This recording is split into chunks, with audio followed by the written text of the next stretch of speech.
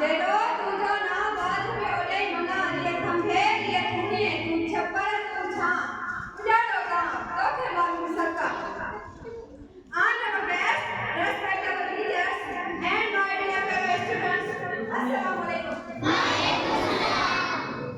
Allah sent our beloved prophet Muhammad peace be upon him as a light in the darkness, a guide for humanity and a mercy for all world.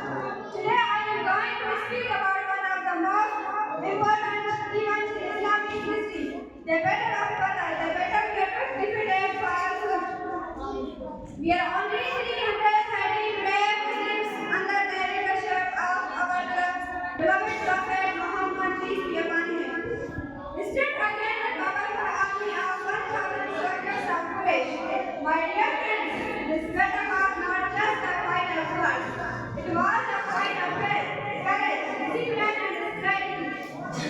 When the Muslims stood on the battlefield, they were fewer in number, share of weapons and vigor in resources, but they were rich in faith.